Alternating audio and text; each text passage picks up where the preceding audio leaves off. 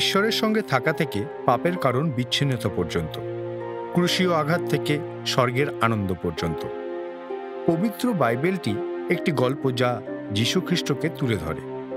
এই মডিউলের দ্বারা আমরা সেই খোঁজে বেরোব যা আমাদের প্রকাশের দিকে নিয়ে যাবে পুরাতন ও নতুন নিয়মের মাধ্যমে। পরিত্রাণের বাণী প্রত্যেকটি পাতায় প্রকাশ করে। ঈশ্বরের অনুগ্রহ প্রতিটি পতিত ব্যক্তিকে তুলে দাঁড় করায়। পুনরুদ্ধারের প্রতিটি ধাপে যীশুখ্রিস্টকে ঈশ্বর রূপে প্রকাশ করে। কিভাবে আমরা পুরাতন নিয়ম ব্যাখ্যা করি ও প্রচার করি, কিভাবে পুরাতন নিয়ম নতুন নিয়মের সাথে সম্পর্কিত, এবং আরও নির্দিষ্টভাবে কিভাবে পুরাতন নিয়ম খ্রিস্ট এবং তার উদ্ধারের বার্তা ও সুসমাচারের সাথে সম্পর্কিত। সাম্প্রতিক খ্রিস্টীয় বিশ্বাসীদের কাছে পুরাতন নিয়মের কী প্রাসঙ্গিকতা রয়েছে এবং কোন কোন প্রধান ধারণাগুলি সম্পূর্ণ পুরাতন নিয়ম ও নতুন নিয়মের মধ্যে আমরা দেখতে পাই এবং কিভাবে সেগুলি বর্তমানে আমাদের প্রতি প্রযোজ্য। এই পাঠ্যক্রমের উদ্দেশ্য হলো আপনাকে বাইবেলের গভীর উপলব্ধি সহকারে সুসজ্জিত করা এবং ঈশ্বরের একটি সম্পূর্ণ তত্ত্ব প্রদান করা, যেমনটি তিনি শাস্ত্রের মধ্যে প্রকাশ করেছেন। তাই আপনি যদি ঈশ্বরকে আরও ভালোভাবে জানতে চান এবং আপনি যদি শাস্ত্রের বার্তাটিকে আরও ভালোভাবে আপনার আয়ত্তে আনতে চান, তাহলে এই লেকচারগুলি আপনার জন্য উপযোগী হবে। এই পাঠ্যক্রমটি একটি ভূমিকামূলক কিন্তু সম্পূর্ণ নয়, কিন্তু এর উদ্দেশ্য হলো আপনাকে একটি ভিত্তি প্রদান করা যার উপর আপনি বাইবেল সম্পর্কিত উচ্চ শিক্ষা নেওয়ার সময় নিজেকে গড়ে তুলতে পারেন। আপনি একজন ব্যক্তিকে দিনের পর দিন মাছ ধরে দিয়ে যেতে পারেন, অথবা আপনি তাকে মাছ ধরার জন্য কিছু সরঞ্জাম দিতে পারেন ও তাকে মাছ ধরতে শেখাতে পারেন।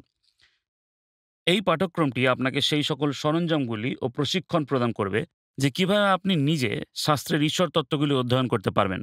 আজীবন এই অনুধাবনের জন্য আপনাকে নিজেকে সমর্পিত ও অঙ্গীকারবদ্ধ হতে হবে। কিন্তু ভিত্তিমূল স্থাপন করার আগে আমি আপনাকে একটা নির্দিষ্ট উদাহরণ দিতে চাই যে কিভাবে এই পাঠ্যক্রমটি আপনাকে সাহায্য করতে পারে। প্রথম রাজাবলী 10 অধ্যায়ে এবং এর সমান্তরাল অংশ দ্বিতীয় বংশাবলী 9 অধ্যায়ে শিবারানী নামক একজন মহান সম্রাটের কথা পড়ি, যিনি এক দীর্ঘ পথ অতিক্রম করে সলোমন রাজার সাক্ষাৎকার নিয়ে এসেছিলেন। এই সাক্ষাৎকারের বিস্তারিত বিষয়গুলি অত্যন্ত চিত্তাকর্ষক, কিন্তু এই কাহিনী থেকে আমরা কি লাভ করতে পারি? এই কাহিনীটিকে বাইবেলের মধ্যে রাখার ঈশ্বরের উদ্দেশ্য কী ছিল? কিভাবে আমরা এর অর্থটিকে বুঝতে পারি এবং কিভাবে এটি বর্তমানে আমাদের সাথে সম্পর্ক স্থাপন করে? এই প্রকারের উত্তর প্রদান করাই হলো এই ক্লাসের লক্ষ্য। প্রথম রাজাবলী 10 অধ্যায় থেকে এই প্রশ্নটি আপনার মনের মধ্যে কিছুক্ষণ ধরে রাখুন।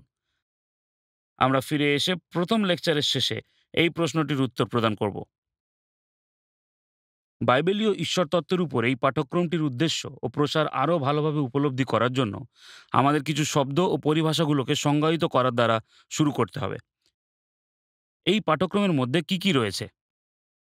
আসুন সবার প্রথমে আমরা ঈশ্বর তত্ত্ব শব্দটিকে বিবেচনা করি। এর অর্থ কী এবং তারপর বাইবেলীয় শব্দটির তাৎপর্য লক্ষ্য করব, এবং তারপর এই দুটো শব্দকে একসঙ্গে রেখে এই পাঠ্যক্রমের প্রেক্ষাপটে অর্থ বের করার চেষ্টা করব। তাই সবার প্রথম ঈশ্বর তত্ত্ব শব্দটি দেখি। সবচেয়ে সরল অর্থে এর সংজ্ঞা হলো ঈশ্বরের তত্ত্বকে অধ্যয়ন করা। এটি এই প্রশ্নগুলির উত্তর দেয়: ঈশ্বর কে এবং তিনি আপনার জন্য কি করেছেন? আপনি হয়তো নিজের মনেই ভাবছেন, এটা কি প্রয়োজন? এই তত্ত্ব লাভ করা কি অপরিহার্য?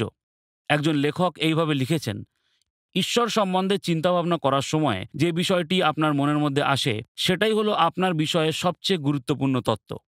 ঈশ্বরের মহিমা প্রদর্শনের বিষয়টি বিবেচনা করুন। ঈশ্বর প্রধানত তার নিজের মহিমা নিয়ে চিন্তা করেন এবং তিনি তার মহিমাকে মানবজাতির কাছে প্রকাশ করার বিষয়ে তৃপ্ত।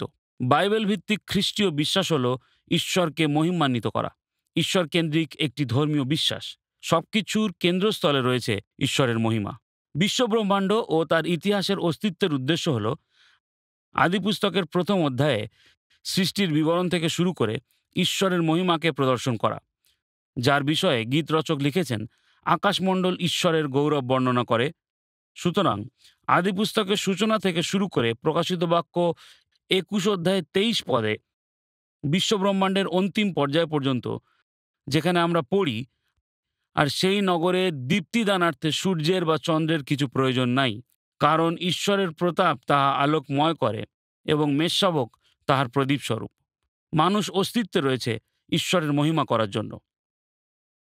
ওয়েস্টমিনিস্টার শর্টার ক্যাটেচিজমের প্রথম প্রশ্নটি মানুষের জীবনের প্রধান উদ্দেশ্যটিকে ব্যাখ্যা করে। এটি বলে, মানুষের প্রধান গন্তব্য কী মানুষের প্রধান গন্তব্য হল ঈশ্বরের মহিমা করা ও চিরকাল ধরে তাকে উপভোগ করা। বাইবেলে উদ্ধারের সমস্ত ইতিহাস জুড়ে ঈশ্বর তার লোকদের কাছে তার মহিমাকে উদ্ঘাটন করেন, যা খ্রিস্টের প্রথম আবির্ভাবের সাথে সম্পূর্ণ হয়। এবং দেখব যে এর পরেও আর কি কি আছে। সমস্ত পৃথিবীতে সর্বপ্রথম প্রাধান্য হলো ঈশ্বরকে জানা, এবং ঈশ্বর স্বয়ং এই কথাটি বলেছেন। জিরোমীয় ভাববাদীর কথাটি শুনুন। সদাপ্রভু এই কথা কহেন, জ্ঞানবান আপন জ্ঞানের শ্লাঘা না করুক, বিক্রমী আপন বিক্রমের শ্লাঘা না করুক, ধনবান আপন ধনের শ্লাঘা না করুক, কিন্তু যে ব্যক্তি শ্লাঘা করে সে এই বিষয়ে শ্লাঘা করুক যে সে বুঝিতে পারে ও আমার এই পরিচয় পাইয়াছে যে আমি সদাপ্রভু পৃথিবীতে দয়া, বিচার ও ধার্মিকতার অনুষ্ঠান করি, কারণ ওই সকলে প্রীত, ইহা সদাপ্রভু কহেন। জিরোমীয় 9:23-24। তাই এই পৃথিবীতে সর্বপ্রথম অগ্রাধিকার হলো ঈশ্বরকে জানা। এটাই হলো প্রত্যেক প্রকৃত বিশ্বাসীর সবচেয়ে বড় ইচ্ছা ও আকাঙ্ক্ষা। আমরা এটি সমস্ত শাস্ত্র জুড়ে লক্ষ্য করে থাকি। আমি আপনাকে একটি উদাহরণ দিতে চাই। আপনি যদি মোশির উদাহরণটি দেখেন, মোশি কি বলেছিলেন?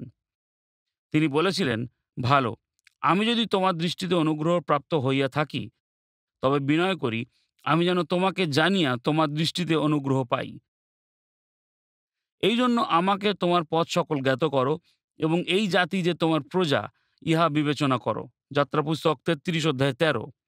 এর পরেও তিনি বলেছেন, তখন তিনি কহিলেন, বিনয় করি তুমি আমাকে তোমার প্রতাপ দেখিতে দাও। যাত্রাপুস্তক 33:18। আমরা এই বিষয়ে পরবর্তী সময়ে দাউদের ক্ষেত্রে লক্ষ্য করি। তার একটি গীতসংহিতায় তিনি বলেছেন, সদাপ্রভুর কাছে আমি একটি বিষয় যাচনা করিয়াছি, তাহারই অন্বেষণ করিব, যেন জীবনের সমুদয় দিন সদাপ্রভুর গৃহে বাস করি। কেন? সদাপ্রভুর সৌন্দর্য দেখিবার ও তাহার মন্দিরে অনুসন্ধান করিবার জন্য। গীতসংহিতা 27:4। আপনি যদি সরাসরি নতুন নিয়মে চলে যান, প্রভু যীশু খ্রিস্ট এই একই ধরনের কথা বলেছেন। তিনি বলেছেন, আর ইহাই অনন্ত জীবন, যে তাহারা তোমাকে একমাত্র সত্যময় ঈশ্বরকে এবং তুমি যাহাকে পাঠাইয়াছ তাহাকে, যীশু খ্রিস্টকে জানিতে পায়। এই কথাটি যোহন 17:3 আছে। অবশেষে নতুন নিয়মে সাধু পৌলের কথাগুলি নিয়ে চিন্তা ভাবনা করুন। তিনি আমাদেরকে তার আবেগ সম্বন্ধে বলেছেন। তিনি বলেছেন, আর বাস্তবিক আমার প্রভু খ্রিস্ট যিশুর জ্ঞানের শ্রেষ্ঠতা প্রযুক্ত আমি সকলই ক্ষতি বলিয়া গণ্য করিতেছি। তাহার নিমিত্ত সমস্তেরই ক্ষতি সহ্য করিয়াছি এবং তাহা মলবৎ গণ্য করিতেছি। ফিলিপিও 3:8। তিনি আরও বলেন, যেন আমি তাহাকে তাহার পুনরুত্থানের পরাক্রম ও তাহার দুঃখভোগের সহভাগিতা জানিতে পারি, এইরূপে তাহার মৃত্যুর সমরূপ হই। সুতরাং ঈশ্বরকে জানতে পারা হলো আমাদের সর্বপ্রথম অধিকার। আমাদের এটাও বুঝতে হবে যে খ্রিস্টের মধ্য দিয়ে আমাদের কাছে ঈশ্বরের তত্ত্ব প্রকাশ করা হয়েছে। খ্রিস্ট হলেন ঈশ্বরের সম্পূর্ণ ও চূড়ান্ত প্রকাশ।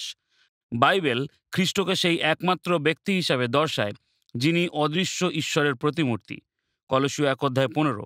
এবং অন্যান্য স্থানে ইনি তাহার প্রতাপের প্রভা ও তত্ত্বের মুদ্রাঙ্ক এবং আপন পরাক্রমের বাক্যে সমুদয়ের ধারণকর্তা হইয়া পাপ ধৌত করিয়া ঊর্ধ্বলোকে মহিমার দক্ষিণে উপবিষ্ট হইলেন। ইব্রিয় 1:3। তাই ঈশ্বর সম্বন্ধে তত্ত্বজ্ঞান খ্রিস্টের জীবন ও কাজের মধ্যে তার প্রকাশের সাথে জড়িত। তাই ঈশ্বরকেন্দ্রিক হওয়ার অর্থ হল খ্রিস্টকেন্দ্রিক হওয়া।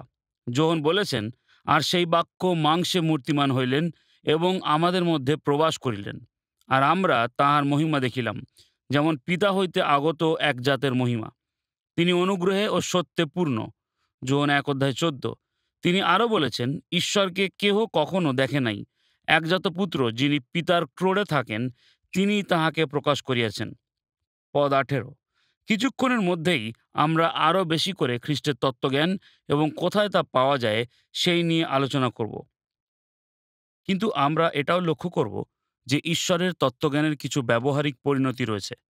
খ্রিস্টেতে ঈশ্বরের এই তত্ত্বজ্ঞান কোনো পুঁথিগত অথবা শুধুমাত্র একটি বুদ্ধিগত তত্ত্ব নয়। এর একটি ব্যবহারিক পরিণতি রয়েছে। যেমন 17 শতাব্দীর ডাচ রিফর্মড ঈশ্বরতত্ত্ববিদ পেট্রাস ভ্যান ম্যাস্ট্রিচ বলেছেন, ঈশ্বর তত্ত্ব হল খ্রিস্টের মধ্যে দিয়ে ঈশ্বরের জন্য জীবনযাপন করার একটি তত্ত্বজ্ঞান। যখন খ্রিস্টীয় বিশ্বাসীরা বিশ্বাসে খ্রিস্টের মধ্যে দিয়ে ঈশ্বরের মহিমার দিকে দৃষ্টিপাত করে, সেই দৃশ্যটি সেই ব্যক্তিটিকে খ্রিস্টের রূপে রূপান্তরিত করে। পৌল বলেছেন, কিন্তু আমরা সকলে অনাবৃত মুখে প্রভুর তেজ দর্পণের ন্যায় প্রতিফলিত করিতে করিতে তেজ হইতে তেজ পর্যন্ত যেমন প্রভু হইতে আত্মা হইতে হইয়া থাকে, তেমনি সেই মূর্তিতে স্বরূপান্তরীকৃত হইতেছি। ২ করিন্থীয় ৩:১৮ আপনি একই ধরনের বিষয় ১ যোহন ৩:২-৩ পদে দেখতে পাবেন। সুতরাং ঈশ্বর তত্ত্ব অর্থাৎ ঈশ্বর সম্বন্ধে তত্ত্বজ্ঞান সহজাতভাবে ব্যবহারিক। প্রতিটি বিশ্বাসীর জীবনে একটা সুসমাচারের ফল, সুসমাচারের পবিত্রতার ফল উৎপন্ন করে। সর্বোপরি এটি আমাদের মহিমাময় ঈশ্বরের আরাধনা করতে পরিচালনা করে। তাকে দেখা এবং জানাই হলো সর্বোপরিভাবে তার আরাধনা করা। তাই ঈশ্বর তত্ত্ব বলতে আমরা কি বুঝি এবং কেন এটি গুরুত্বপূর্ণ সে সম্পর্কে আমরা প্রথমে কিছু শিখি। কিন্তু তারপরে দ্বিতীয়ত আসুন একসাথে বাইবেলীয় শব্দটি বিবেচনা করি। আমাদের পাঠ্যক্রমের শিরোনাম হল বাইবেলীয় ঈশ্বর তত্ত্ব। বাইবেল ঈশ্বরের এই তত্ত্বজ্ঞান প্রদান করে। সুতরাং আমরা জানি যে ঈশ্বর নিজেকে প্রকাশ করেন, কিন্তু তিনি শাস্ত্রের মাধ্যমে নিজেকে প্রকাশ করেন। বাইবেল হলো ঈশ্বর সম্পর্কে ঈশ্বরের পুস্তক। এটি নিজের সম্পর্কে ঈশ্বরের পুস্তক। ঈশ্বরের তত্ত্বজ্ঞান এবং তার পরিত্রাণের ব্যবস্থা ঈশ্বরের কাছ থেকে মানুষের সাথে যোগাযোগের উপর নির্ভর করে, যাকে আমরা প্রকাশ বলি। প্রকাশ কথাটির অর্থ উন্মোচন করা বা কোনো কিছু উদ্ঘাটন করা। হারিয়ে যাওয়া মানবজাতির কাছে বাইবেল ঈশ্বরের নিজের তত্ত্বজ্ঞানের উন্মোচন করেন। এটি অবশ্যই সুসমাচার, ঈশ্বরের পরিকল্পনা এবং ঈশ্বরের সাথে পুনর্মিলনের পথের মধ্যে অন্তর্ভুক্ত রয়েছে। ফলস্বরূপ এই পাঠ্যক্রমটি বাইবেল অধ্যয়ন করার উপর লক্ষ্য কেন্দ্রিত। বাইবেলের ঐশ্বরিক কর্তৃত্ব রয়েছে কারণ এর লেখক হলেন স্বয়ং ঈশ্বর, পবিত্র আত্মা, যেমনটি আমরা ২ তিমথিও ৩:১৬ দেখি। তাই পবিত্র শাস্ত্রের সমস্ত ৬৬ বইয়ের প্রতিটি শব্দ সম্পূর্ণরূপে ঈশ্বরের দ্বারা অনুপ্রাণিত, যার কোনো অংশেই কোনো ত্রুটি থাকতে পারে না, এবং আমাদেরকে একটি সম্পূর্ণ নির্ভরযোগ্য তথ্য প্রদান করে যে ঈশ্বর কে এবং তিনি তার লোকদের পরিত্রাণ নিশ্চিত করার জন্য কি করেছেন। যখন আমরা পড়ি যে কিভাবে এই উদ্ধার উদ্ঘাটিত হয়েছে, তখন আমরা এই ঐতিহাসিক ঘটনাগুলির ঈশ্বরের নিজস্ব নির্ভুল প্রকাশ সম্বন্ধে পড়েছি। কিন্তু এর অর্থ হলো এই যে আমাদের সম্পূর্ণ বাইবেল জানতে হবে। ঈশ্বর কে তা সম্বন্ধে সম্পূর্ণ প্রকাশ পাওয়ার জন্য আমাদের সম্পূর্ণ বাইবেলের প্রয়োজন। বাইবেল আদি পুস্তক থেকে প্রকাশিত বাক্য পর্যন্ত একটি অবিভাজ্য বইতে একটি সামঞ্জস্যপূর্ণ সমন্বিত বার্তা উপস্থাপন করে। এটি এক এবং একমাত্র পরিত্রাতা যীশুখ্রিস্টের সম্পর্কে এক গৌরবময় কাহিনীর মধ্যে দিয়ে এক ঈশ্বর, পরিত্রাণের একমাত্র উপায়, ঈশ্বরের এক জাতি, এই সমস্ত কিছু উপস্থাপন করে। তাই সম্পূর্ণ বাইবেলটি হলো খ্রিস্টীয় বিশ্বাসের শাস্ত্র। সম্ভবত আপনি জানেন যে বাইবেল শুরু হয় পুরাতন নিয়ম দিয়ে। বর্তমানে কিছু লোক আছে যারা মনে করে যে খ্রিস্ট ও পরিত্রাণের বিষয়ে জানতে গেলে শুধুমাত্র নূতন নিয়ম জানাই যথেষ্ট। তারা হয়তো জানে যে পুরাতন নিয়ম কি বলে, কিন্তু তারা হয়তো জানে না যে এটি খ্রিস্ট এবং সুসমাচারের কতটা পরিপূর্ণ। আমাদের সম্পূর্ণ বাইবেল প্রয়োজন, কারণ পুরাতন নিয়ম ছাড়া আমাদের কাছে খ্রিস্টের অসম্পূর্ণ জ্ঞান থাকবে। উদাহরণস্বরূপ, বাস্তবে গীতসংহিতা পুস্তকে আমরা ক্রুশের উপর খ্রিস্টের নিজের আভ্যন্তরীণ অভিজ্ঞতা সম্পর্কে সবচেয়ে বেশি শিখি। আমরা মথি, মার্ক, লুক এবং যোহনের পুস্তকের চেয়ে গীতসংহিতায় এই সম্পর্কে আরও বেশি শুনি। সর্বোপরি বাইবেলের ৪ ভাগের ৩ ভাগ হল পুরাতন নিয়ম। ঈশ্বর শাস্ত্রে যা প্রদান করেছেন আর ৩/৪ ছাড়া কেউ বেঁচে থাকতে পারে না। পুরাতন নিয়ম প্রয়োজন নতুন নিয়ম বোঝার জন্য, কারণ নতুন নিয়ম সমস্ত কিছুর পুনরাবৃত্তি করতে পারে না এবং করে না যা ইতিমধ্যে পুরাতন নিয়মে পাওয়া যায়। সুতরাং পুরাতন নিয়মকে সঠিকভাবে বোঝা আমাদের নতুন নিয়মকে ভুল বোঝার থেকে বাধা দেয়। বাস্তবে নতুন নিয়মে যখন কোনো শাস্ত্রের উল্লেখ করা হয়েছে, তখন সেটা অধিকাংশ সময় পুরাতন নিয়মের দিকে ইঙ্গিত করে। পুরাতন নিয়ম ছিল সেই বাইবেল যা খ্রিস্ট স্বয়ং এবং প্রথম শতাব্দীর খ্রিস্টীয় বিশ্বাসীরা উভয় পড়তেন, মুখস্থ করতেন ও অধ্যয়ন করতেন। আর পরবর্তী সময়ে ঈশ্বর নতুন নিয়মকে এই শাস্ত্রের সাথে জুড়েছেন। যখন পৌল তিমথেওকে বলেছিলেন, আরও জানো, তুমি শিশুকাল অবধি পবিত্র শাস্ত্রকলাপ জ্ঞাত আছো, সে সকল খ্রিস্ট যীশু সম্বন্ধীয় বিশ্বাস দ্বারা তোমাকে পরিত্রাণের নিমিত্ত জ্ঞানবান করিতে পারে। ২ তিমথিও ৩ অধ্যায় ১৫ পদ। পুরাতন নিয়মের মধ্যে দিয়ে তিমথিও খ্রিস্টকে ও তার পরিত্রাণ সম্বন্ধে জানতে পেরেছিলেন। নতুন নিয়মকে বুঝতে পারার জন্য পুরাতন নিয়মের তত্ত্বজ্ঞান অপরিহার্য। নতুন নিয়ম অনুমান করে, এবং আপনিও যদি করেন, তাহলে এটি পুরাতন নিয়মের উপর গড়ে ওঠে। পুরাতন নিয়মে খুঁজে পাওয়া সমস্ত বিষয়বস্তু ও ভাষা ও শিক্ষাতত্ত্ব ও নীতি, এবং তার সাথে সাথে সমস্ত ঐতিহাসিক ঘটনাগুলোকে। সুতরাং নতুন নিয়ম পড়ার সময় এটি কোনো অবাক হওয়ার বিষয় নয় যে এটি আমাদের প্রায়ই পুরাতন নিয়মকে মনে করিয়ে দেয় ও দেখিয়ে দেয়। কিন্তু একইভাবে আমাদের নতুন নিয়মের প্রয়োজন যদি আমরা সঠিকভাবে পুরাতন নিয়মের ব্যাখ্যা করতে চাই।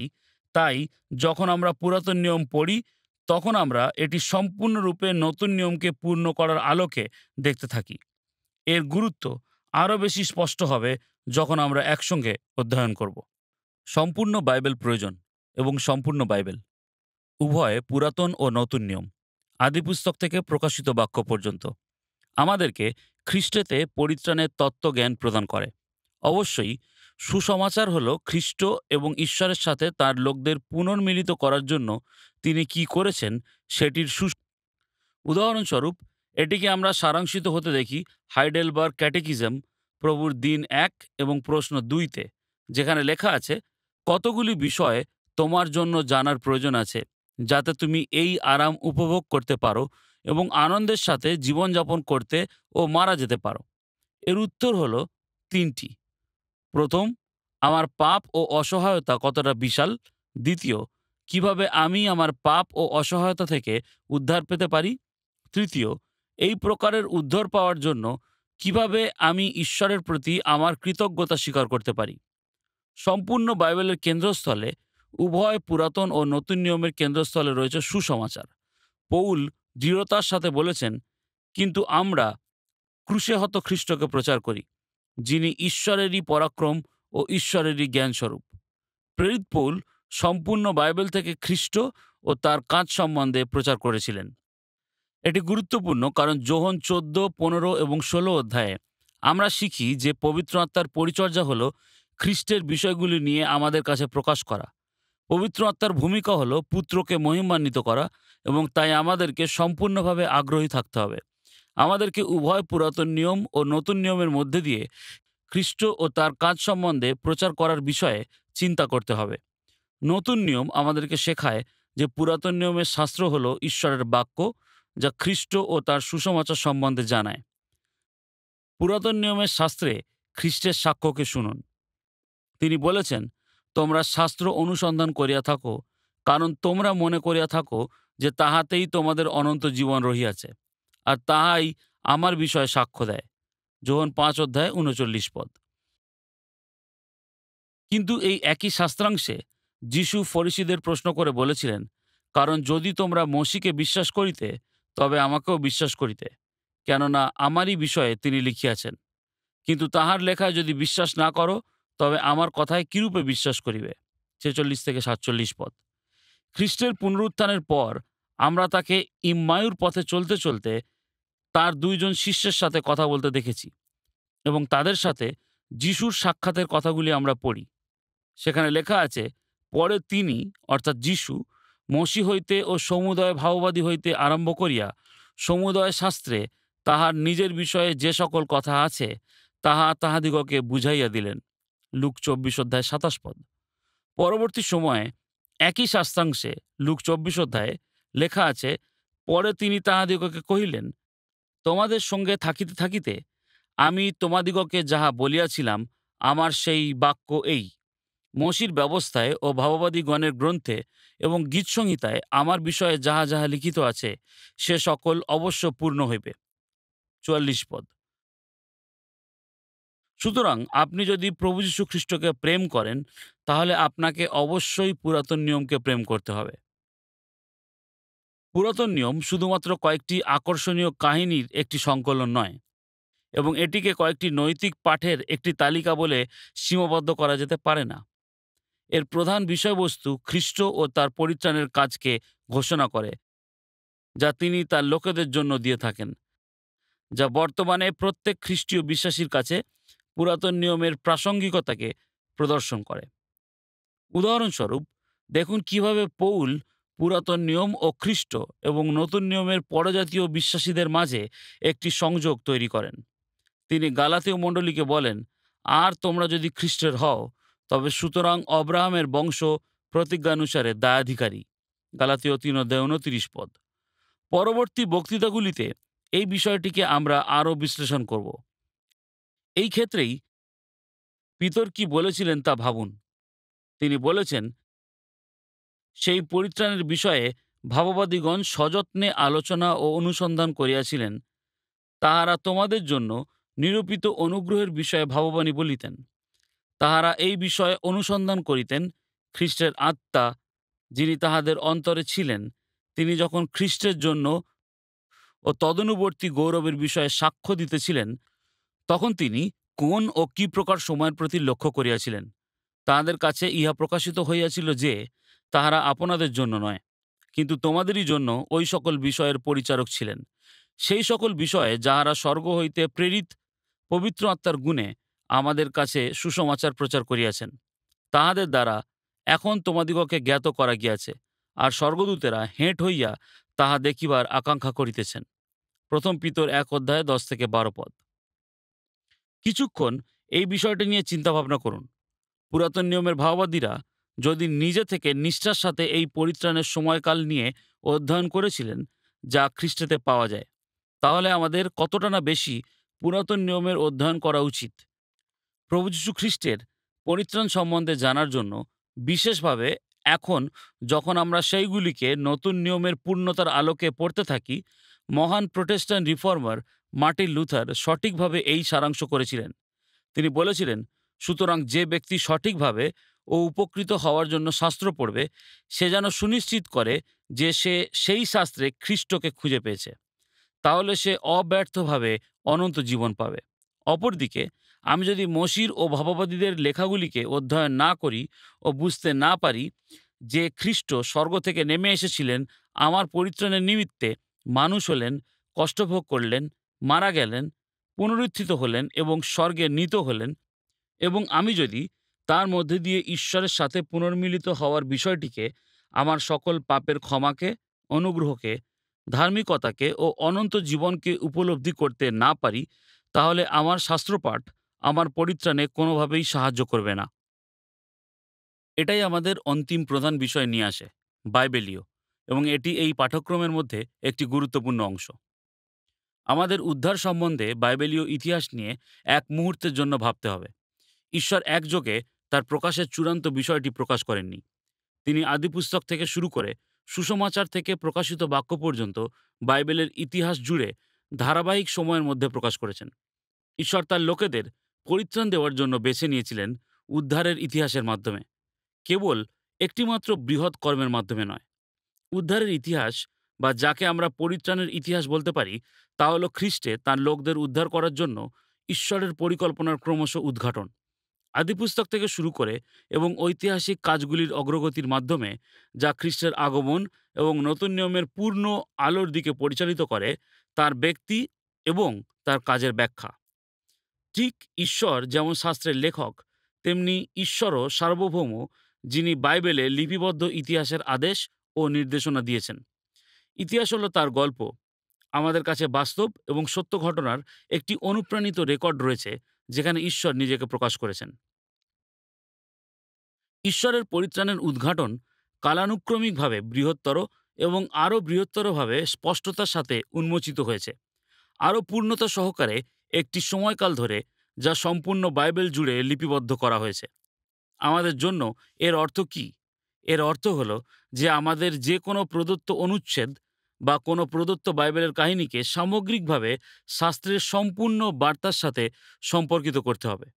আমাদের অবশ্যই প্রভু যীশু খ্রিস্টের ব্যক্তি এবং কাজের সাথে পুরাতন নিয়মের সমস্ত অংশের সম্পর্ক আর এর পরিণাম হিসেবে খ্রিস্ট বিশ্বাসীদের সাথে এর সম্পর্ককে দেখতে হবে। সুতরাং এই পাঠ্যক্রমটি বাইবেলের উদ্ধারের ইতিহাস, খ্রিস্টে ঈশ্বরের উদ্ঘাটন এবং সমগ্র বাইবেলের মাধ্যমে তার পরিত্রাণের অধ্যয়ন করে।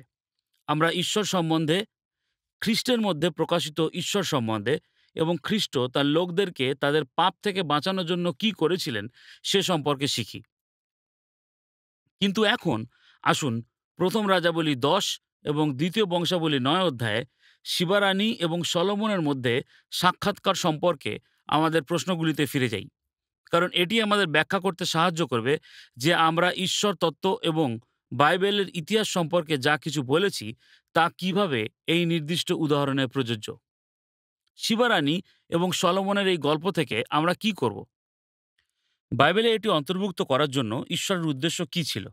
আমরা কিভাবে এর বার্তা বুঝতে পারি? এটি কিভাবে আমাদের সাথে সম্পর্কিত? শিবারানী এবং রাজা সলোমন কিভাবে আমাদের সাথে সম্পর্কিত?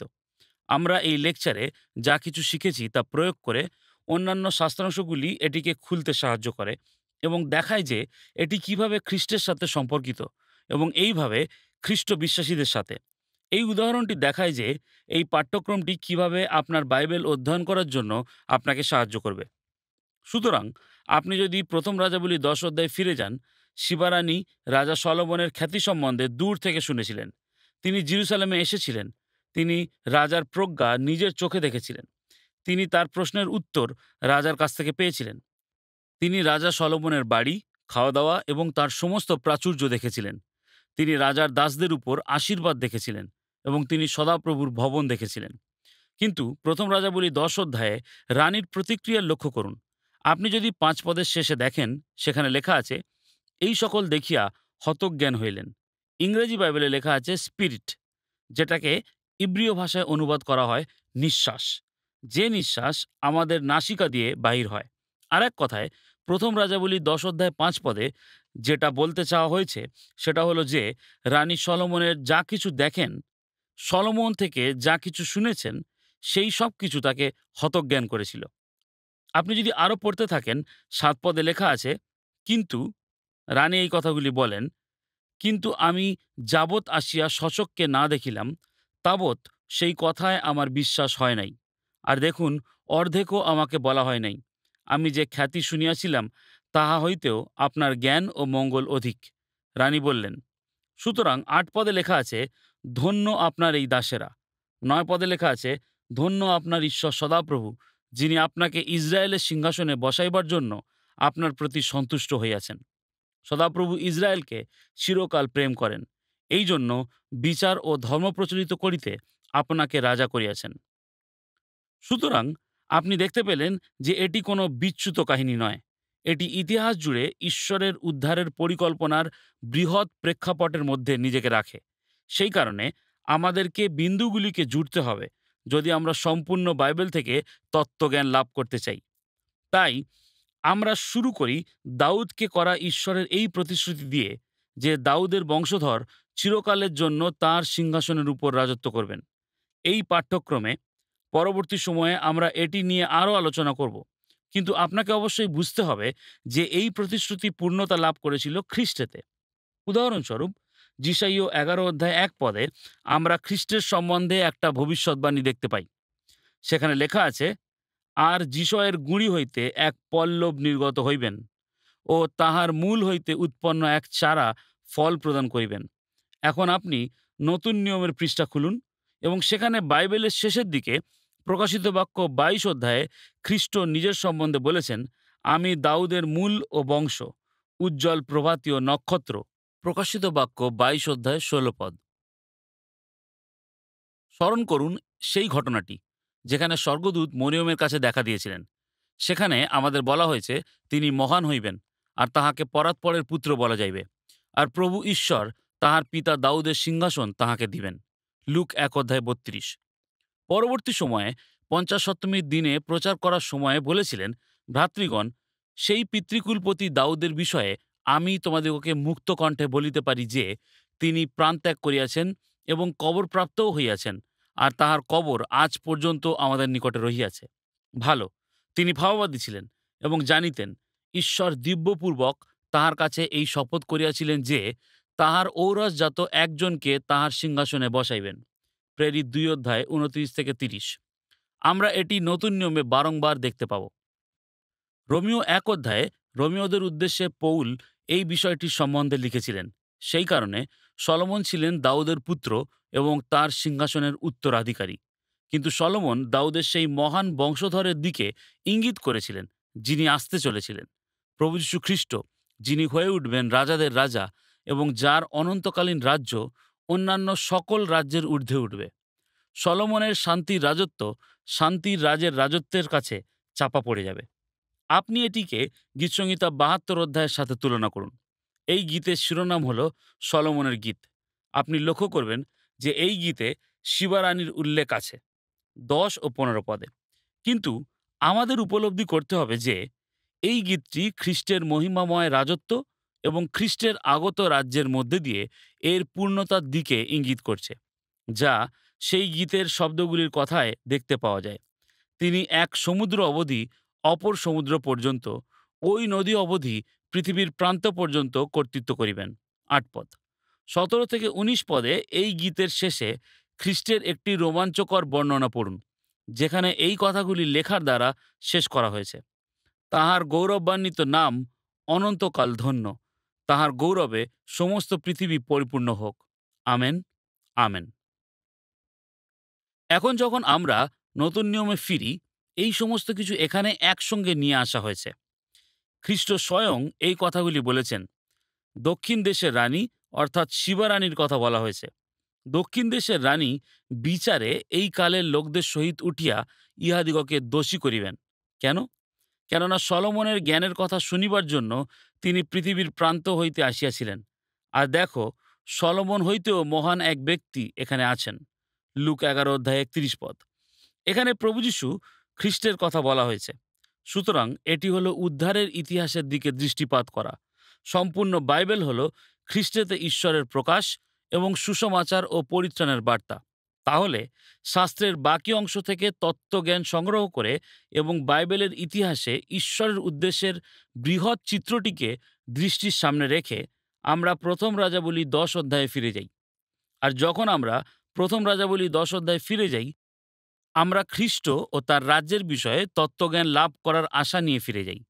আমরা যেন অবশ্যই প্রথম রাজাবলী ১০ অধ্যায়ের অংশটি পড়ি এবং সুসমাচারের পরিচর্যাকারীরা যেন অবশ্যই এই অংশটি প্রচার করে আত্মিক বাস্তবিকতার আলোকে। ঈশ্বর আমাদেরকে শান্তির সর্বশ্রেষ্ঠ রাজা খ্রিস্ট যিশুকে দিয়েছেন, যার মধ্যে সলোমনের চেয়ে অনেক বেশি জ্ঞান ও জ্ঞানের সমস্ত ভাণ্ডার লুকিয়ে আছে। আমাদের তাঁর সৃষ্টি হিসাবে তার জ্ঞান শুনতে যেমন তার বাক্যে পাওয়া যায়, এবং তার ব্যক্তি এবং তার রাজ্যের মহিমা দেখতে এবং জানতে অনেক দূর থেকে আসতে হবে। আমরা যদি তা করি, তাহলে এটি সত্যিই আমাদের হতজ্ঞান করবে। অবশেষে যখন খ্রিস্ট বিশ্বাসীরা এই রাজাকে দেখতে, ত্রাণকর্তাকে দেখতে স্বর্গে পৌঁছবে, তখন আমরা শিবারানীর সাথে বলবো যে অর্ধেকটা আমাদের বলা হয়নি, যেহেতু তিনি খ্রিস্ট আমাদের সমস্ত প্রত্যাশা অতিক্রম করবেন। সুতরাং খ্রিস্ট বিশ্বাসীদের জন্য এই রাজার সেবক হওয়া সবচেয়ে আশীর্বাদপূর্ণ এবং সবচেয়ে সুখী পদ এবং পেশা। খ্রিস্টকে তার সিংহাসনে বসানোর জন্য এবং তার মুক্তিপ্রাপ্ত লোকদের প্রতি তার ভালোবাসা প্রকাশ করার জন্য আমাদের ঈশ্বরের প্রশংসা করা উচিত। আপনি কি এটি দেখতে পাচ্ছেন? আপনি কি দেখতে পাচ্ছেন যে প্রথম রাজাবলী সম্পূর্ণভাবে খ্রিস্টের বিষয় বলে, সম্পূর্ণভাবে তার মুক্তি সম্পর্কে বলে, তার রাজ্য এবং তার লোকদের জন্য প্রবাহিত আশীর্বাদ সম্পর্কে সমস্ত কিছু বলে। সুতরাং এটি বর্তমানের খ্রিস্টীয় বিশ্বাসীদের জন্য অতিরিক্তভাবে প্রাসঙ্গিক। আমি এই বক্তৃতার শুরুতে যেমন বলেছিলাম, এই পাঠ্যক্রমটি আমাদের বাইবেল অধ্যয়নে আমাদের সাহায্য করতে কী প্রদান করে তা বোঝানোর জন্য এটি একটা উদাহরণ। এই বক্তৃতাগুলির বাকি অংশে উদ্ধারের ইতিহাসের মধ্যে দিয়ে গমন করতে করতে আমরা বাইবেলের ঈশ্বর তত্ত্বকে অন্বেষণ করব। আদিপুস্তকের প্রথম অধ্যায়গুলি দিয়ে শুরু করে এবং প্রকাশিত বাক্যের অধ্যায় ২১ এবং ২২-এ ইতিহাসের আসন্ন সমাপ্তির সাথে শেষ করব। আমরা আশা করি এই বক্তৃতায় যা সংযোজন করেছি তা দ্বারা আপনি অনুপ্রাণিত হয়েছেন। রেভ রবার্ট ম্যাকার্লির সাথে যোগ দিন। পরের অংশ বাইবেল থিওলজির মাধ্যমে আমাদের যাত্রা আরও গভীর হবে এবং জানতে সাহায্য করবে কেন ঈশ্বর পৃথিবী সৃষ্টি করেছেন।